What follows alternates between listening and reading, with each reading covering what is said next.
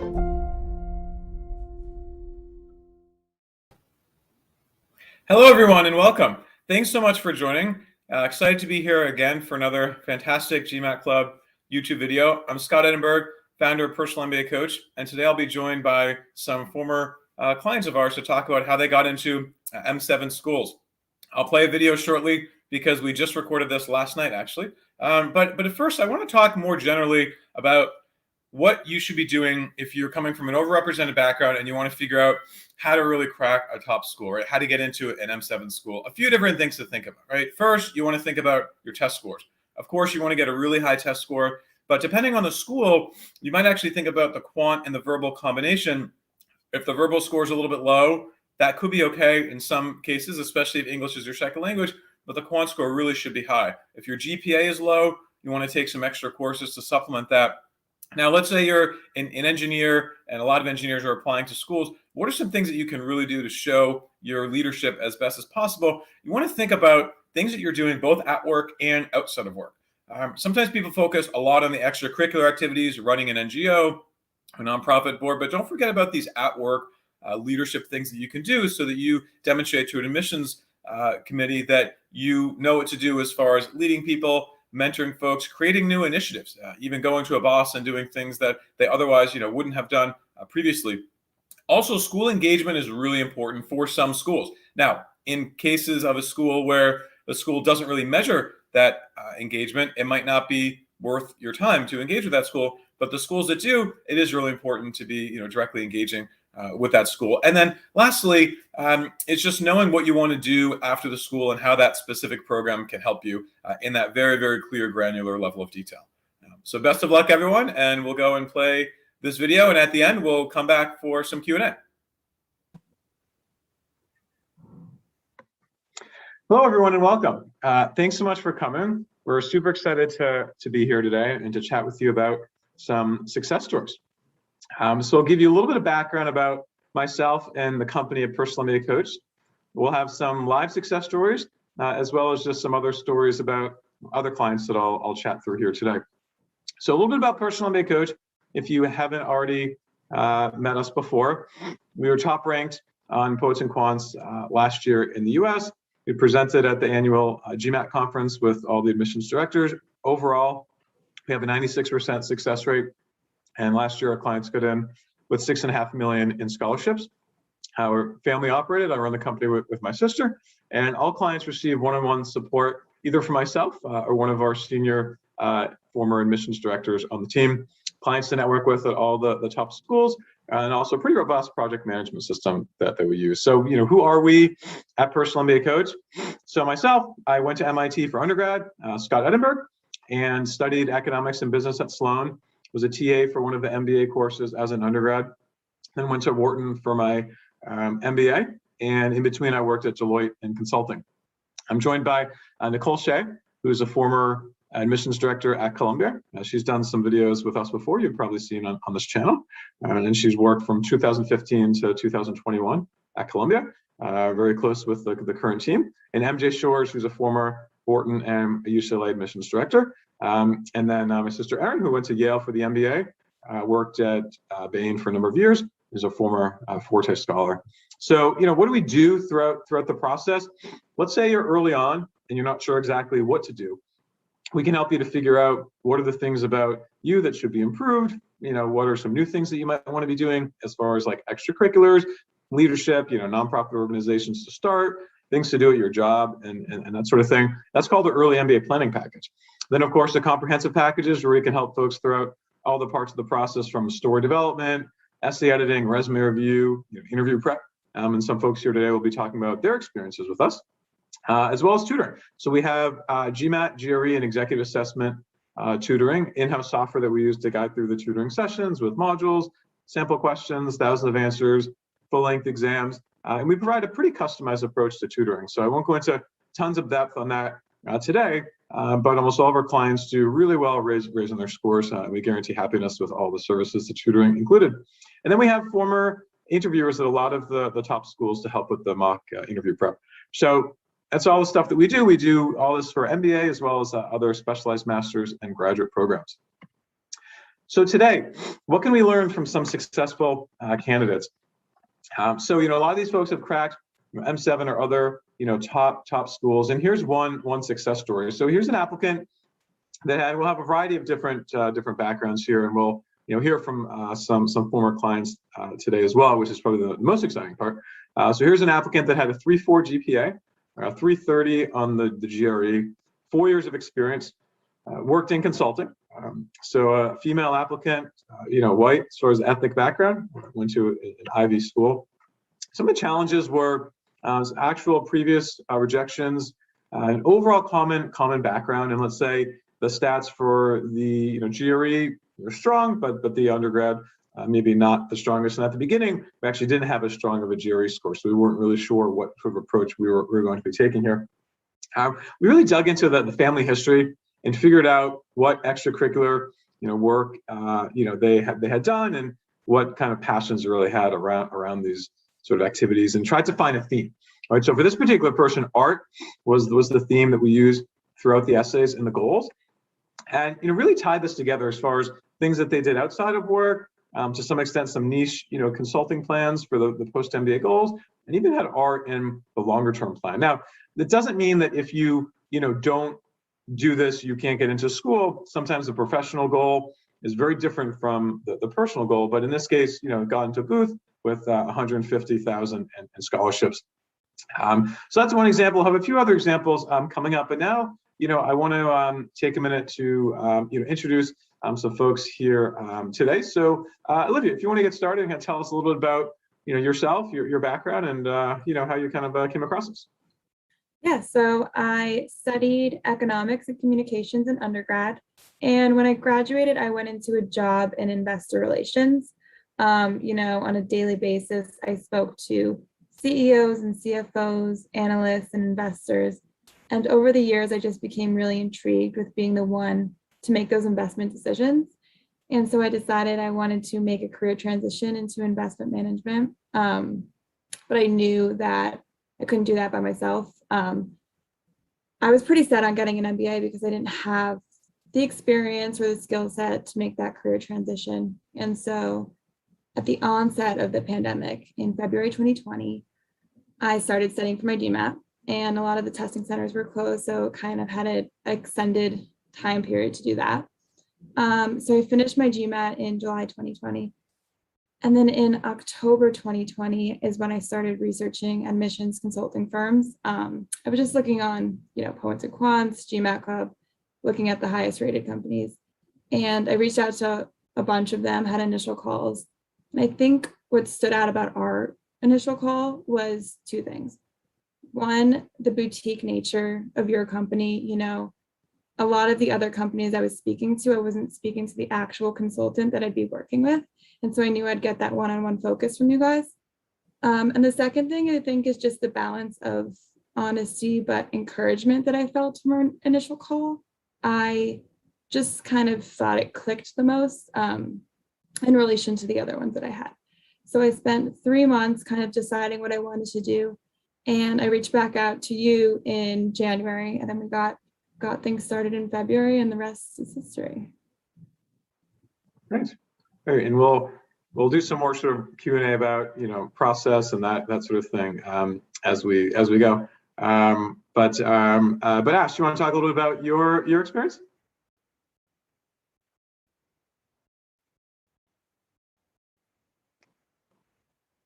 Ash, are you still here with us? Okay, hey, so sorry about that. Sorry about that. So I found Personal MBA Coach through the Forte Foundation, which is a program. It's an MBA launch program for women, and Scott and the Personal MBA Coach team were speaking at it, and I was really interested in what they were saying. And so Scott and the team had the ability to connect, just like Olivia was saying on a call. And to her point, I also found the boutique nature to be what drew me to working with Personal MBA Coach. I was working a really intensive job, and it was nice to have at nighttime sort of a schedule of what I was going to be applying to, what those like manageable bite-size task would be for the application process was really helpful for me. And so it ended up helping me get into school. So it was great. Great, thank you.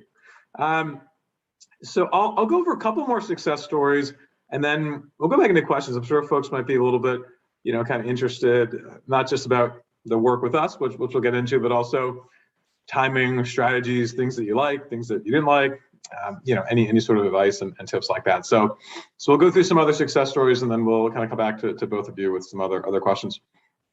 So here's an applicant who had a 3.8 GPA and 700 GMAT, some consulting background. And one challenge here was a lower GMAT score with a 700 based on the schools that they were looking to go to. And here we really emphasized on a specific unique undergrad background and discussed distinct goals and post consulting experience. So most consultants do work and kind of talk about what they want to do related to their client projects, or maybe it's going into tech or general management or something like that. But this one was actually very sort of specific and niche in the healthcare space, and a particular part of healthcare. And so the way that we were able to do this really focused on things that they had done in a previous life, which in some respects were related to consulting, in some respects were not. And ultimately, this story ended up being a bit of a differentiator here. And this applicant got into Harvard and Wharton with a scholarship. So another success story. Here's somebody that was a trader, 3 years of experience from India with a 730 GMAT, and really wanted a scholarship. And so for this applicant, they really couldn't have afforded school without a scholarship. And so it's one of the reasons they came to us. Again, last year, clients got over $6.5 million in scholarships. Many might take out loans in order to get our services. And at the end of the day, they usually all make money on average. Of course, everybody's a little bit different. But how do you get a scholarship with limited experience and, let's say, an average test score for their particular background? So we tried to tie the goals to the personal experience, and here highlighted the willingness to lead despite being underrepresented in the industry, and really focused a lot on what did it mean to be an Indian female in the trading industry at the time that she was in, which is something that not everyone is focusing on for a variety of reasons, but this really worked well. So we kind of dove pretty deeply and analyzed some certain situations that were happening at the office, and got into Booth in Michigan with about 160,000 in scholarships. So another story is an applicant who is a Nepalese male, so a great guy that we actually did early planning work with, as well as the MBA application package. Worked in the automotive industry and then self-driving cars, 750 GMAT, 3.4 for GPA. So in this particular case, nothing's really bad, right? So 750 GMAT, 3.4 GPA is a little bit low, but really one of the challenges is an Indian male engineer, right? And so sometimes we see, what can I do? I'm an Indian male engineer. How can I really get it? And so that was the biggest challenge here. The other thing that is important here to think about is what do we do from like the outside of work sort of standpoint, right? So enhancing this extracurricular profile, and here we actually kind of double down on this car theme. So we figured out, okay, we could either be like the biggest car person that there could be, or we could have these other things where maybe I'm interested in music or politics, and he could start some things in those areas. And we felt like it didn't really feel that genuine. And so we just had him do more and more around cars, and he's also local in the Boston area. And so by doing this, he said, like, this is me. And so got involved in some startups, some nonprofit work around car manufacturing, et cetera. Anyway, ended up getting into Wharton and Kellogg. So that was another example. And one more story today before we get into some other Q&A. Is an applicant that worked in the finance industry with 3.85 GPA and a 760 GMA. So here's a little bit on the higher end of the spectrum as far as stats are concerned. But really here we wanted to try to make sure that the career switcher from a common industry ends up excelling, right? So in finance, and want to do something that's a little bit different. And so we figured out a balance between personal story and professional accomplishments. Now, for some schools, you really want to get personal. If you're applying to a Stanford or a Harvard or Yale, and you're talking about a commitment or something big that you've done, if that's a real sort of personal story. And then others, you want to be a little bit professional, depending on the question. So here we were very upfront about the desire to switch careers. And often we are, let's say, hesitant to say that because you don't want to say a goal that's not super realistic or achievable, let's say. But in this case, we really said, look, this isn't working. Here's what I want to do, and here's why. And then focus on some certain, leadership anecdotes along the way. And ended up getting into Wharton, Yale, and Booth with about $250,000 in scholarships. So these are some high-level details. Sometimes we do talks where we go into a lot more depth as far as what we did and how this whole process works. But at the end of the day, there's really no such thing as a perfect profile. So what you have to do is tell your story, your unique story. Make sure to fine-tune your goals. Right, the goals are really important, and you don't have to have the biggest goal ever. Maybe I'll ask each of you about your goals in a minute, just to sort of prompt you. But they don't have to be the best goals in the world, right? The idea is that they're very achievable, they're realistic, and it's something that an admissions director will read and say, yes, I think my school can help this applicant in order to get there. Court your schools, right? Look to make some kind of a connection if you can, either with admissions directors or with students. Students are sometimes a little bit easier to connect with than admissions directors. And if you have a weakness, everybody has weaknesses. So I haven't met a perfect applicant yet. And in fact, schools don't want to take perfect people. They want to take people that need to learn. If you're perfect, then you don't need to go back to school. So, whatever your weakness is, we can help you to overcome that. And, balance is really, really important here. So as a company, right, our clients go to all the top schools. This is a certain, subset of them. I'll go into more details about us and what we do in a minute, but maybe now we can talk a little bit about goals. So Olivia, tell us about your thoughts for goals. How confident were you in your goals going in? Did they change much? How confident are you now? Maybe you can kind of tell us a little bit about your process for thinking about goals. Yeah, I mean, my goals changed over the span of 3 months, probably. They don't just happen overnight, I think. So my short-term goal is to go into a career in investment management at a company like Fidelity or Capital Group or T. Rowe. And then my long-term goal is to start my own boutique investment consulting company, kind of targeting fiscally disadvantaged individuals, like recent graduates that are kind of not aware of services like this offered or deterred by expensive fees charged by traditional advisors. And so I still am confident about that goal. There are, throughout the process, you have to think of plan Bs and backups that you can do.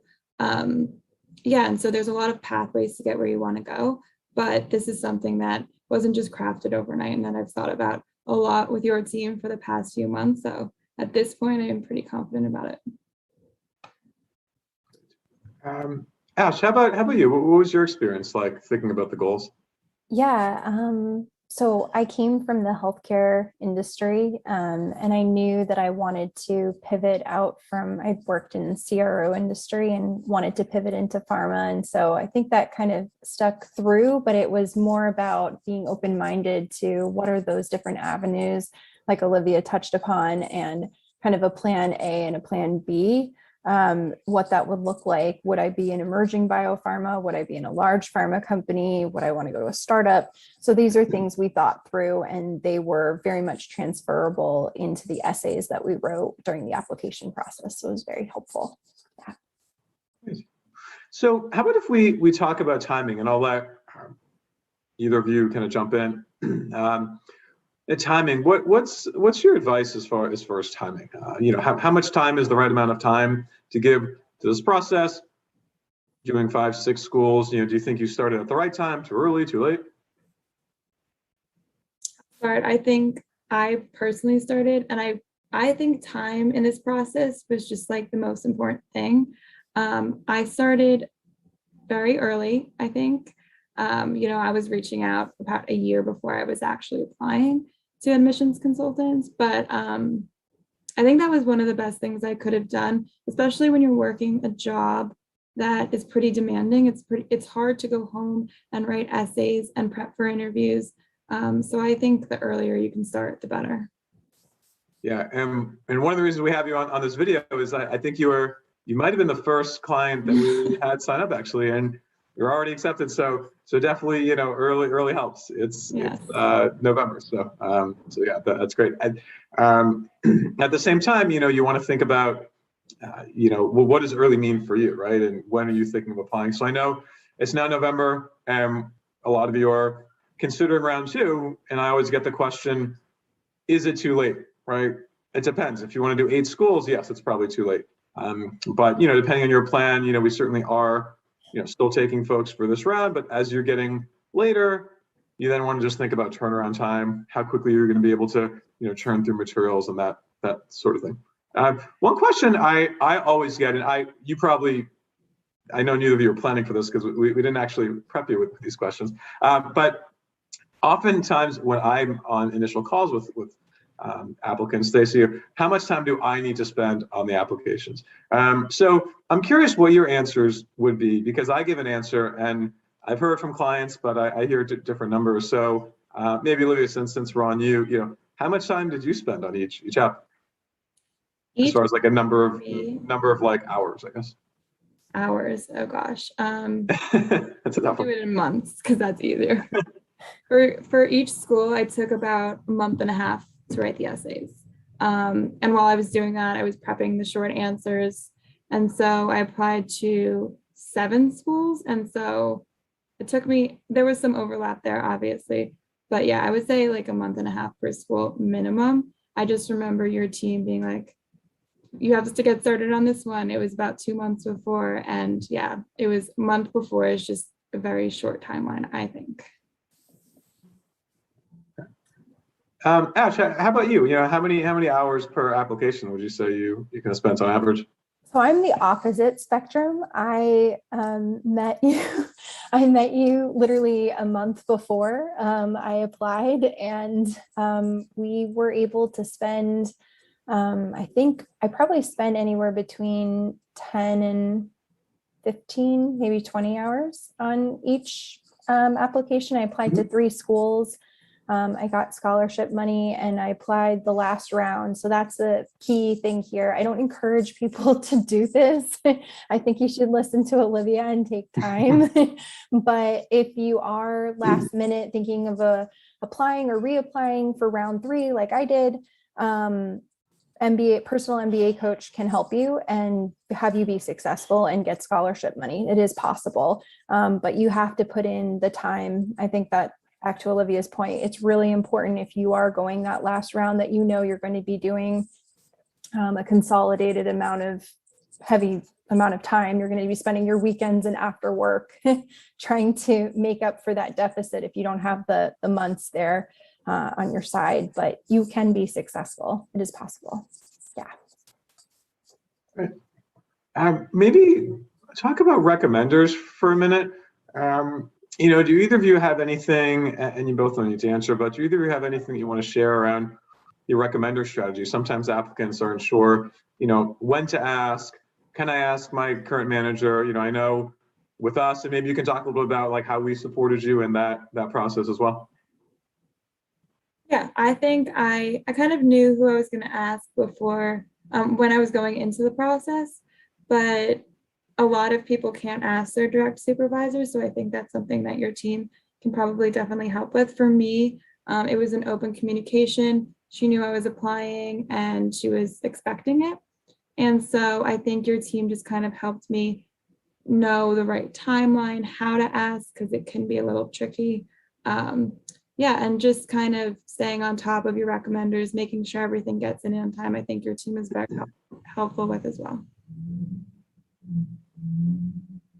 Yeah, I would agree with what Olivia said also. Again, that, you know, sometimes you can't ask your direct manager for one reason or another, but being able to use sort of the templates that you provided was very helpful to sort of guide my recommender to understand what they needed to provide and how to be successful in that process.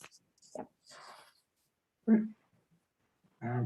Yeah, the only thing you don't want to do is to write your own rec letter. We see people with this all the time. I had a client email me today that said the manager says I need to do it. They're too busy, and it's just not a good idea. It's too risky. So, whatever the challenges, come to us, and we're happy to sort of help you to figure out how to solve that. What about like school interaction, student interaction, that sort of thing? For folks that like went through this during the pandemic, what did that feel like to you? We're not flying to visit schools. Did you interact with folks? How was that helpful?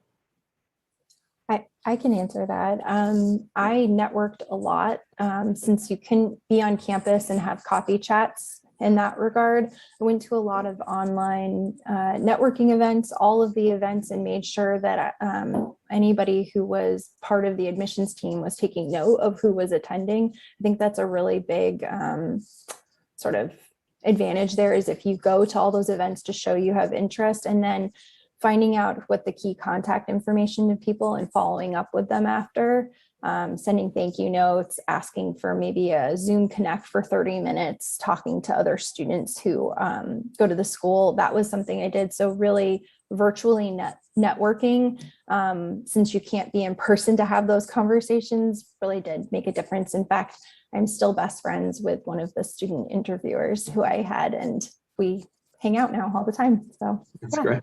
Yeah, I agree. I think early on, after speaking with you, I learned that, a lot of schools are interested in you speaking with students and really learning about their programs.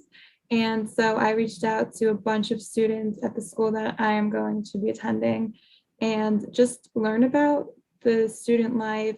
A lot of them were going to be in the same, going into the career that I wanted to go into. So it was really interesting to hear about their recruiting, what they learned, all those different timelines. So yeah, I think the virtual aspect kind of has some pros. Cool. So I guess getting back to what we do, I'll talk through our services briefly, and then maybe I'll let each of you jump in with, one or two things that you were surprised about as far as the services is concerned that we did that you didn't think we would do, or that somehow helped you in a different way. So we talked about the tutoring a little bit earlier, but for those that joined late, so we do GMAT, GRE, and executive assessment tutoring. We have in-house software that we use to guide through the sessions with modules, sample questions, thousands of answers, full-length exams. It's a very customized process, but also pretty driven. So it's good for someone that wants to practice, wants to have a tough coach to guide through, but it takes time. So we like to see a couple months, let's say, to go through. Sometimes 3 months. If you have 1 month, can we help you? Maybe. It just depends on where you are, and where you think you need to get to. Of course, the brainstorming, I won't go through our entire process, but we're happy to set up a consultation if you are interested in working with us further. But we'll do brainstorming, figure out the schools and the school selection based on a variety of things, like your personality, your profile, career fit, chance of getting in. If you're looking to go to tech on the West Coast, what percentage of people do this, and also really more important than percentages is like, how easy is it for you to get that job? You'll have a school where perhaps take something like investment banking, where you might have a school that doesn't send a lot of people to an investment bank, but then perhaps they have more jobs than they have students that can take those jobs. And I was talking to a dean of a top 10 school recently that said, hey, we need more students for investment banking because we can't fill these jobs, right? Which is not something that every school would necessarily say. So we might go into some of these sorts of details. Of course, essay editing, resume review. We have these sort of guides that give you a sense for what our secret sauce is as you're going through the application process. And then I think one of the most fun parts is the interview prep, because we have this broad team of interviewers from a lot of different schools that can help you with that interview prep. But anyway, more on that later. Yeah, so Olivia, anything that came as a surprise to you? I think the most important part for me was developing my story and how you guys helped with that. The most surprising part of the process was just kind of how introspective it really is, and how you really have to learn your motivations and your goals and why an MBA can help. And you really do learn a lot about yourself in a professional and personal sense. And so really kind of developing that with your team was the most surprising and best part of the process for me. Great, thanks. I would probably agree again that it is a lot about finding about yourself personally and professionally and going through that process. But what I really enjoyed aside from that process was how boutique feeling and curated it was for me. I like the fact that everything was sort of specific around me. It wasn't like the program did a general blanket for everyone. And I think that was the most meaningful part and why I picked working with Personal MBA and why it was successful for me. Yeah. Great. Thank you so much. So I'll go to a couple guides. I know you probably can't click on these links, but we have a lot of materials on our website. So, we have a lot of different videos, downloadables. So here's one, personalmbacoach.com/decision sign up. It's a decision-making guide if you're not sure what types of programs to apply to, when to apply, that sort of thing. And then there's also just an application tips, or you can visit our website and click on the resources and you'll see some of these. But this gives you some advice, even if you're not looking to hire a consultant, you just want some free tips. This will help you. Then it'll also give you a sense for what we do and how we can help out. But Olivia Ash, thank you so much for your time here. Super, super helpful. If anyone has any questions, feel free to reach out. My email address is scott@personalmbacoach.com. I'll reply to that. The website is www.personalmbacoach.com. And for those of you who are here in the live session, as we're doing this on YouTube, we'll go to the Q&A now. Those of you who are watching this later, thanks again for watching. Best of luck and hope to meet you all soon.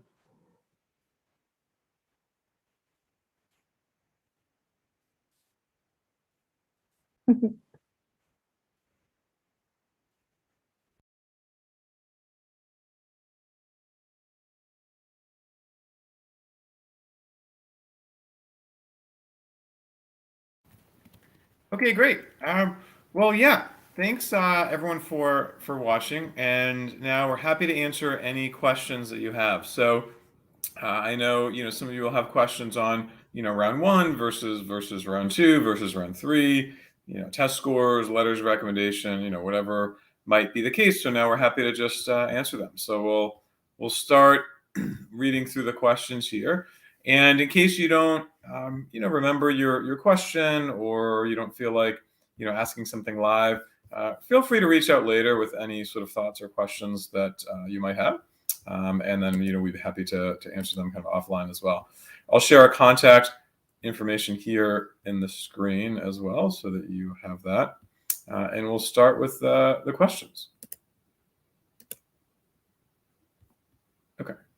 All right, so I shared that. Yeah, so once we bring that live, GMAT Club team can bring that in, I think. Let's see. Share screen. Okay. Yeah, Abhijit, if you can bring that PowerPoint into the video, that'd be amazing. Okay, so first question is about success rate. How is our success rate with an overrepresented pool of applicants, i.e. Indian or Chinese male engineering graduates, aiming for M7 schools? I'm looking for a consultant for round 2 schools. That's from Ashman. So Ashman, yeah, thanks for the question. To be honest, we haven't calculated success rate based on demographic background. That's a really interesting question. I can tell you that we have a ton of Indians that we work with, a ton of Chinese applicants, a lot of engineers. And, I don't have the exact numbers in front of me now, but we do quite well getting folks in. So, very confident that we could do well. I've been to India to give, talks before. We were looking at setting up a place in China. So I think we can help you, reach out and chat, and we can, kind of go from there. Okay. So next question is, how is our success rate with deferred MBA applicants for M7? So success rate for M7 for deferred is going to be a little bit lower. Again, I don't have that exact number, but it's more challenging to get into the deferred programs. And so I would say that you're probably shaving a few percentage points off if I had to guess. We do have folks that go to all the deferred programs every year, and often, multiple people going. And we specialize in deferred. So we have a whole web page on our website about the deferred applications. We do a good number. I would say some of the largest kind of percentage of deferred folks out there. We're working with a number of people already. I think we have like 9 deferred folks signed up so far. A lot of them haven't really started yet because we usually start the deferred in January. It's a great time to think about deferred. Reach out, chat with us, and we can definitely talk about it.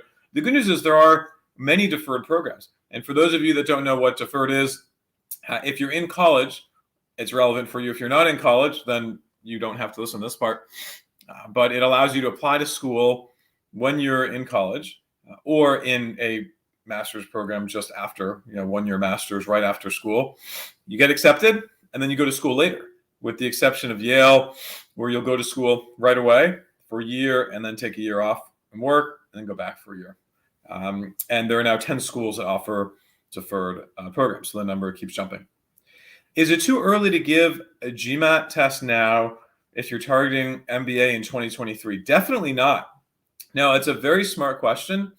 The sooner you get the test done, the better, because I feel like as a, human, like we just forget things, right? And so the further you are away from school, probably the harder it would be for you to do really well on an academic test.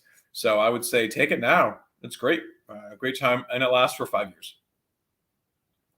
Who should we choose as the second, third recommender if we worked in the same firm for 4 years in a flat hierarchy firm or only one manager, and that's the first recommender? Great question, right? So recommendations are challenging. We have a lot of different talks on recommendations. Visit our website, www.personalmbacoach.com. We have other videos, downloadables, presentations. You can see our YouTube channel. So a lot of content on recommendations specifically. But to talk about that briefly here, first of all, take a step back. What's the point of a recommender, right? Point of a recommender is to tell somebody why you are good at your job and why you would make a good student in the classroom. In fact, Wharton changed their rec questions a few years ago to ask how the recommender thinks that the applicant will succeed in the classroom, which is a very different and very specific and unique question, probably more accurate than some of the other ones. So, someone that's going to know you and can talk to your performance.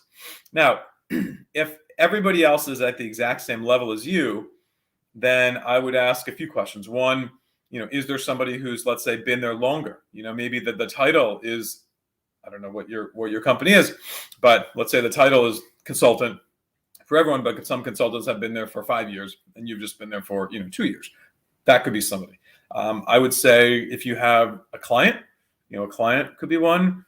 If you're doing any work on the side, you could think about someone from like an extracurricular manager or something like that. That's often trickier, so it's not my first line of defense, but I would say somebody else in the organization, a mentor, something like that. So if that doesn't answer your question, or if you say, hey, that's not actually helpful, then you can reach out with any other questions that you might have.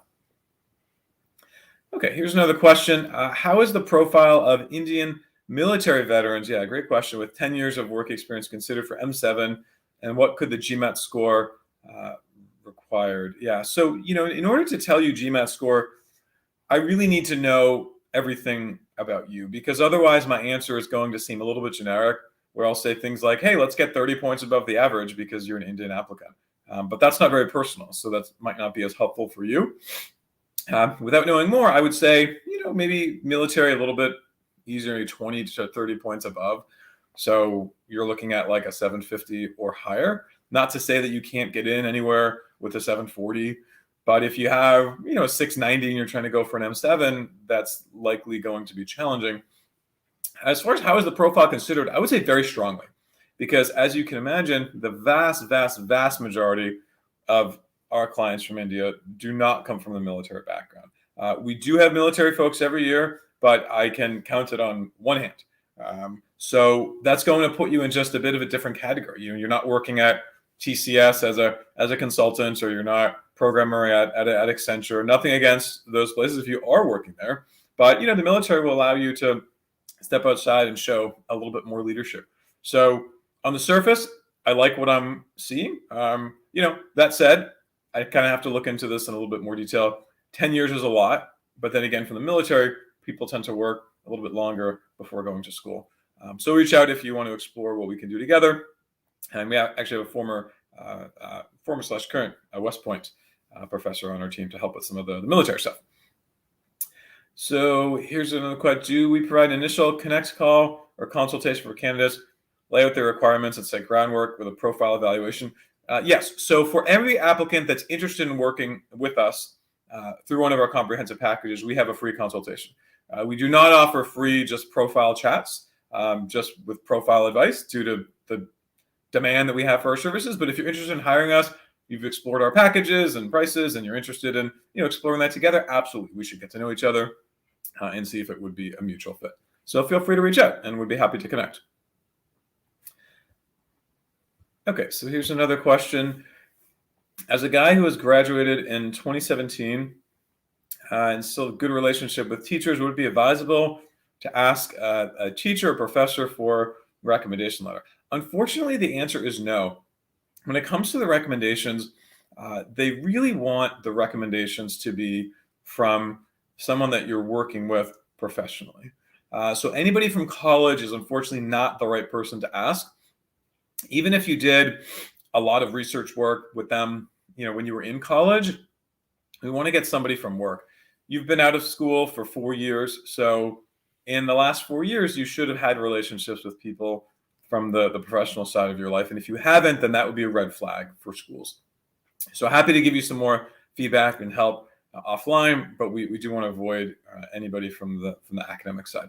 Now, for those people that are applying to the deferred programs, because I know some of you are here based on the earlier questions, that rule changes, right? So if you're a senior in college and you're applying, then some schools will be okay with getting a letter from a professor. But if you're out in the workforce for a few years, that's not an option.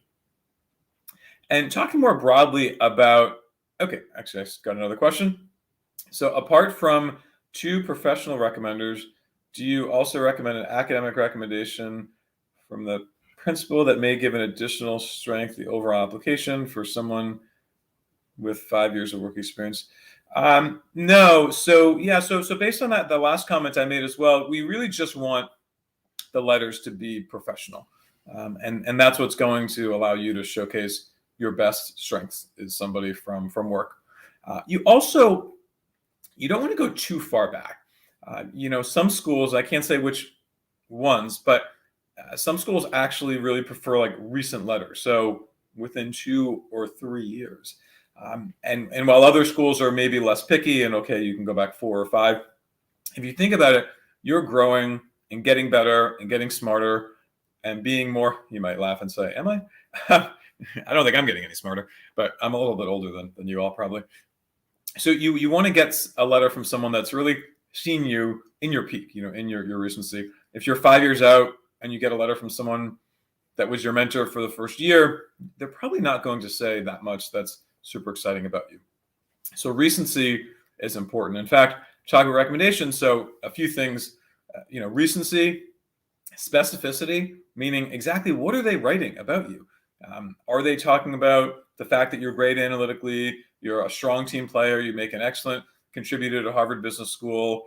That's worthless. I haven't learned anything so far. We have to have the exact details of what you did, how you did it, and why it was better than the last person. And so that detail is really important. And honesty. Honesty is super, super crucial here, because sometimes recommenders will write a letter that just sounds like too good to be true, if that makes sense. Nobody applying to business school is perfect, and you certainly have things to gain. So make sure that the recommender is honest and writes about some of those things. Now, I want to say something. This is to some extent on behalf of AGAC. So I'm on the board of directors for AGAC, Association of International Graduate Admissions Consultants, and on behalf of a lot of people out there. I know, especially in India, there's a tendency for recommenders to say, hey, you go and write the letter. Do not do that. Do not think about writing any component of your recommendation letter. You might get rejected for that alone. Schools are using these language recognition software programs to compare your essays to your recommendation letters. I know there are consultants out there that offer rec letter editing. Run away as fast as you can. People are getting rejected for this. So this is really for your benefit. It's not a sales pitch for our services at all. But don't write your rec letter. If you find yourself in a bind, come to us. We can help you to figure out and strategize what the right option is for you. But you do want to make sure not to get in trouble, because I know of many firsthand examples of folks that have gotten rejected for that reason. Okay, so next question. Do you think work experience with management consulting, startup growing at a fast pace with VC funding is more valuable, or MBB firm? So like a small startup consulting versus MBB. That's a tricky question. One, I'm curious. I'm curious where you are, or if you're thinking about what job to take. All things being equal, I'd probably say MBB is going to be more valuable, because it's hard to beat that. If you're at McKinsey and you're at Bain, they just know what you're doing. It's very easy to compare you to others. If you have X salary from Y office from McKinsey, like, I'll know how good you are, right? And if your salary is different, I'll also know how good you are.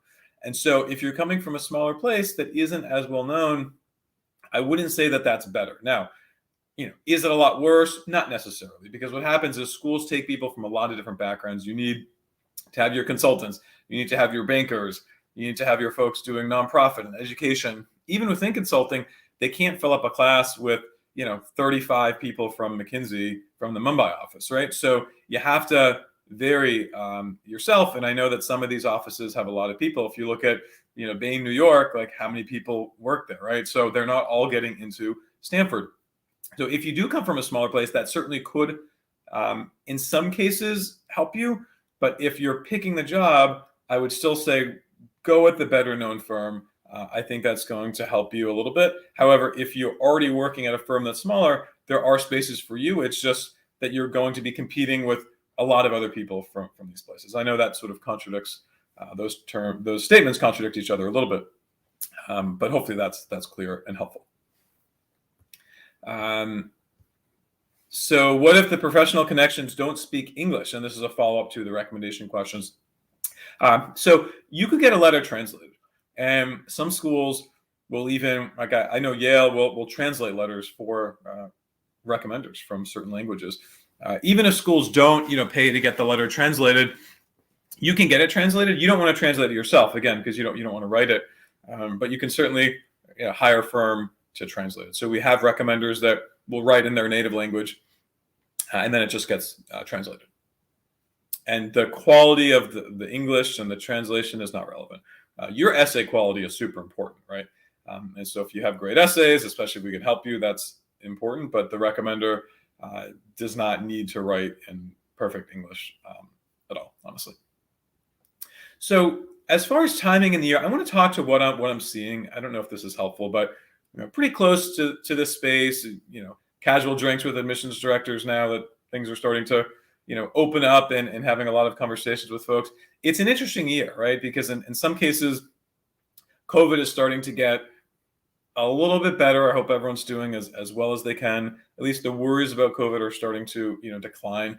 I had 2 people this week that reached out that had previously engaged with us a year or 2 years ago, and now they're more comfortable to apply to school, and they weren't previously. So we are seeing some of that. At the same time, a lot of people came into the quote marketplace of applying to schools last year, and so obviously numbers were up last year. You probably saw a lot of these reports. This year, things are a little bit more mixed. Some schools had a very busy round one, and things are up. Other schools are down a little bit. In some international markets, things are up. India is always competitive. Some international markets, things are down. US in some cases are up. So there are a lot of factors happening now. I know you have startups that are paying people more money to try to keep them at their jobs and try to have them not leave for a business school. It's an interesting time. All this to say, I think it's a good time to apply to school now. It's not the most competitive year out there, to be honest. And I think that round 2 feels like it might be a little bit more muted. Now, don't quote me on this if all of a sudden you submit and you then see a round 2 number that's a lot higher, but it seems like it's not going to be the most competitive round 2. ever from a lot of my conversations. So if you're thinking about applying, considering now versus waiting, I think it's not a bad idea now. If you think about it 1 year from now, anyone who had a concern about international stuff and countries being open and COVID, probably another year from now will be, hopefully a lot better than we are now even. So I think now is a good time to kind of start. And then as far as jobs and recruiting, I had a question recently from an applicant about recruiting and jobs and visas and that sort of thing. We see great success so far. So we have more than 50% of our clients from outside of the US, and I have not had any complaints. Haven't had anybody tell me that they weren't able to get a job that they wanted to get. Recruiting and jobs seem to be pretty good, right? As you know, it's an interesting time to be in the marketplace. There's kind of a labor shortage in many respects. So people are finding jobs. You just have to go to companies that are willing to sponsor you. But more STEM programs are coming into the mix. If you're looking at applying to Canada, you have 3 years. If you're focused on the UK, now they have a couple years there, and of course the US, the base is 1 year. So just some of my sort of thoughts and words of wisdom here. Feel free to keep asking questions, and we'll answer anything that we have time for. If not, I'll probably ramble for a few more minutes in case any of this is helpful. So let's see what else. I think when it comes to exams, I know we were talking about this in another forum not too long ago about timing and number of tests and that sort of thing. It's fine if you take multiple tests. People are taking the GMAT 3-4 times, easy. You can take it obviously up to 8 times in a lifetime. Now, if you're going to take 8 lifetime tests and 2 online tests, okay, maybe that's a lot, besides investing $2,500 just in tests. But if you're at that 4th time and you're not sure, let's say you've taken it 4 times, you have a 720 GMAT, you're from an overrepresented background, and you sort of plateaued in your studies. You're not sure, you want to get into a top 10 school, but you're not sure whether it's worth that 5th attempt. If you think that there's any chance of raising your score, and if you're not sure, come to us, we can help you with tutoring, guarantee that you'll love the process. But let's say you figure out a way to try to raise it and you think you can, it's always worth that extra time, even from 7 to 8. If you have a 730 on the 7th try and you bump it up to a 740 or 50 on the 8th try, I'd rather see that 8th attempt. Now, that said, conversely, I'd rather not have 4 more attempts all at the same 720. That's not good. Even though you can cancel it, the cancellations are there. But it just depends how confident you are that you can raise your score. So taking multiple times is fine. It's actually expected. And it goes in the opposite direction. If I see an applicant, I saw somebody last week that had a 710 and they took it 1 time. And it was like a couple years ago. And they said, well, I'll probably just, go with that. And they wanted to go for some high schools. My first reaction is, that seems kind of lazy. Like, why didn't you bother to take it again? And I'm someone getting paid to help you. So if that's my reaction, that's what an admissions director that's how an admissions director would react as well. So you want to think about the image of everything. And if you do take a test once and it's not, let's say, the best that you can do, what kind of image does that present when a lot of other people are taking it 3 or 4 times? If a school is taking an executive assessment, you should seriously consider that. It's a new test. A lot of people don't know about it. It's a short exam. It's 90 minutes. It was designed for executive MBA programs for people that are busy and they don't have the time to do a traditional 100 hours plus of studying for the GMAT. But schools kind of caught on and decided, hey, let's test it out for some other full-time programs as well. So Columbia, NYU, Duke, a number of others are taking the executive assessment, and it's not a bad test. If you show your EA score, we're kind of in the wild, wild west as far as EA scores are concerned, meaning they're not factoring into rankings. Some schools aren't even reporting their EA scores. So if a school is taking it, it might be kind of a nice way to sneak into that program if they like everything else about you. Now, conversely, because it's not quite as tried and true as the GMAT, if you're going to get a 760 GMAT, stick with the GMAT. There's no need to take the EA. But the EA is more so for those, let's say, on the lower levels that aren't sure if they can do well enough on an exam. And in that case, that's not a bad test for you to be taking. So let's see, any other questions here? Okay. Yeah, so I think that covers a lot of content. Timing wise, you want to make sure to try to not rush things too much, too close to the deadline. You heard today from two ends of the spectrum, right? So the very, very early planner, M7 all the way, got in early, like already knows what's happening for next year, and it's November 2nd. And then the like sort of late planner, did a little bit later, still reached success, got scholarships, did well. So there's no exact timing, right? That makes sense, as you saw from these, two women who helped us out today. But at the end of the day, the earlier the better to get moving. And so if you are applying around 2, now is the time to be reaching out. Don't call a month from now and try to do 6 schools. With us, we probably won't be able to, right? Plan ahead so we have some proper time and we can devote it effectively. That said, if you're stuck and it is very close to the deadline and you're not sure what to do, reach out. There are always different ways to customize work, but we'll probably be more limited as far as what we're able to do at that stage. So it's a great time to get started for round 2 if you haven't begun already. And I wish everyone the best of luck and hope to meet all of you soon. Thanks so much for all the great questions, for coming. If you haven't already, subscribe to the GMAT Club YouTube channel, like this video or dislike it, whichever, be honest, but hopefully you like it, and subscribe to our YouTube channel as well at Personal MBA Coach. And if you're interested in working with us, reach out and let us know.